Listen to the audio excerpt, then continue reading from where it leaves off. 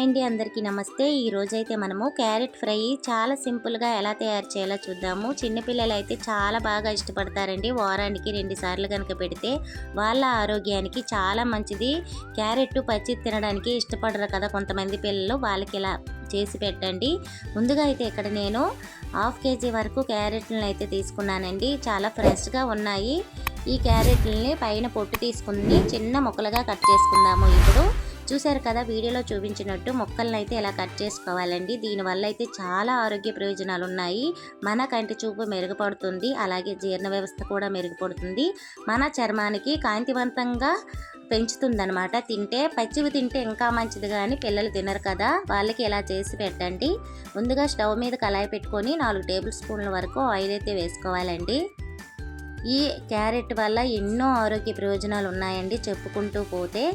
Oil వేడెక్కిన తర్వాత దీనిలో కొంచెం ఆవాలు, అలాగే పచ్చిశనగపప్పు, కొంచెం జీలకర్ర వేసుకొని చిటపటలాడనివ్వాలి ఆయిల్లో. ఎప్పుడైనా మనకి తాలింపు బాగా వేగితేనే ఆ ఫ్రై అయిన కూర అయిన టేస్ట్ అనేది వస్తుందన్నమాట.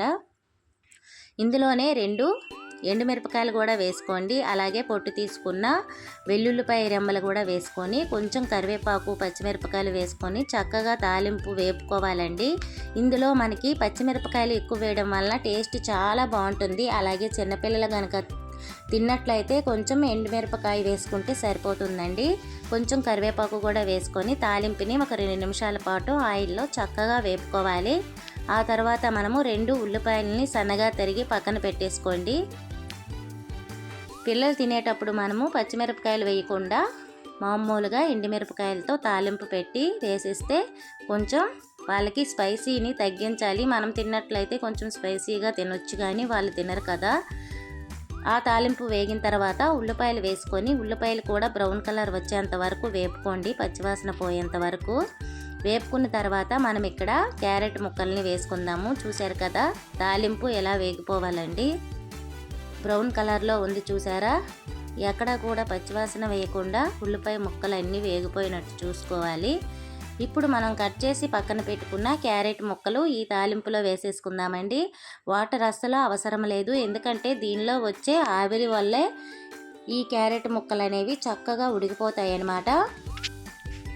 కావాలంటే మీద కొంచెం నీళ్ళని చల్లండి. మీకు ఇంకా వేగలేదు అన్నట్లయితే ఇప్పుడు కొంచెం పసుపు వేసుకొని మొత్తం ఒకసారి కలుపుకొని మూత పెట్టుకోండి. మినిమం 5 నిమిషాల పాటు స్టవ్ని మీడియం ఫ్లేమ్లో పెట్టుకొని అప్పుడప్పుడు కలుపుతూ చక్కగా మూత పెట్టుకొని 5 మినిట్స్ అయితే కుక్ చేసుకోండి. మనము పిల్లలకి వారానికి 2 సార్లు కంపల్సరిగా క్యారెట్ కనుక పెట్టినట్టయితే చాలా మంచిదండి వాళ్ళ ఆరోగ్యానికి. ఇప్పుడైతే మూత పెట్టుకుందాము. 5 నిమిషాలు మూత పెట్టుకొని చూద్దామండి. నేను చూపిస్తాను ముక్కలు ఎలా ఉడికాయో. చూశారు కదా, ఆవిరి ఎలా వస్తుందో. చిన్న మంట మీద అయితే కుక్ చేసుకోవాలి. ఇప్పుడు ముక్కలు ఎలా ఉన్నాయో ఒకసారి చూద్దామండి. ఉడికాయో లేవో చూసి మనము స్పైసెస్ని అయితే యాడ్ చేద్దాము. చూశారు కదా ఎంత మెత్తగా ఉడికిపోయాయో. ఇప్పుడు దీనిలో కారం, మసాలా, అలాగే ధనియాల పౌడర్ ఈ 3 వేసుకొని సరిపోయినంత సాల్ట్ వేసుకొని మనము ఇంకో 2 నిమిషాల పాటు కనుక స్టవ్ మీద పెట్టి చిన్న మంట మీద ఫ్రై చేసుకుంటే క్యారెట్ ఫ్రై చాలా సింపుల్గా తయారైపోతుంది. మీరు తప్పకుండా ట్రై చేయండి. మీరు కారాన్ని చూసుకొని వేసుకోండి. పెద్దవాళ్ళు కనుక తిన్నట్లయితే స్పైసీగా ఉంటేనే బాగుంటుందండి, ఎందుకంటే క్యారెట్ చాలా స్వీట్గా ఉంటుంది కాబట్టి మనకి కొంచెం కారం ఎక్కువగా ఉంటే బాగుంటుంది. దీనిలో 1/2 టీ స్పూన్ ధనియాల పౌడర్ అయితే వేసుకున్నానండి. కారం, ధనియాల పౌడర్, అలాగే గరం మసాలా పౌడర్ కూడా వేసుకొని చక్కగా కలుపుకొని ఒక 2 నిమిషాల పాటు మళ్ళీ మూత పెట్టుకోండి. మధ్య మధ్యలో కొంచెం కలుపుతూ ఉండాలి, లేకపోతే అడుగంటిపోతుందండి, పొడి పొడిగా రాదు. ఇప్పుడు కొంచెం దీనిలో సాల్ట్ కూడా వేసుకుందాము, రుచికి తగినంత సాల్ట్. ముందుగా కానీ సాల్ట్ వేసామంటే ముద్దగా అయిపోతుందండి, పొడి పొడిగా రాదనమాట ఫ్రై అనేది. అందుకే మనము సగం కుక్ అయిన తర్వాత సాల్ట్ కనుక వేసామంటే చక్కగా పొడి పొడిలాడుతూ ఫ్రై అనేది వస్తుంది, బాగుంటుంది చూడడానికి కూడా. ఇప్పుడు మళ్ళీ మనం మూత పెట్టేసుకుందాము ఒక 2 నిమిషాల పాటు. ఇక్కడ 2 నిమిషాలు అయితే అయ్యిందండి, చూద్దాము.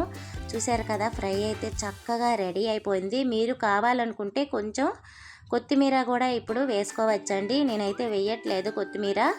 చూసారు కదా ఎంత చక్కగా ఫ్రై అయితే రెడీ అయిపోయిందో. టేస్ట్ అయితే చాలా చాలా బాగుంటుంది. తప్పకుండా మీరు ట్రై చేయండి. అలాగే నా ఛానల్ని లైక్ చేసి సబ్స్క్రైబ్ చేయడం మర్చిపోకండి. ఇప్పుడు నేను సర్వింగ్ బౌల్లోకి తీసి సర్వ్ చేసుకుంటాను, చూపిస్తానండి.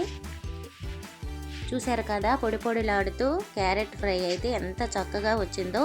దీనిలో మనము బంగాళదుంపలను కూడా వేసుకొని ఫ్రై చేసుకోవచ్చండి, బాగుంటుంది. వీడియో కనుక నచ్చినట్టయితే ప్లీజ్ లైక్ చేసి సబ్స్క్రైబ్ చేయడం మర్చిపోకండి. చూసారు కదా స్పైసీగా క్యారెట్ ఫ్రై అయితే రెడీ అయిపోయింది. Thank you for watching. Bye bye.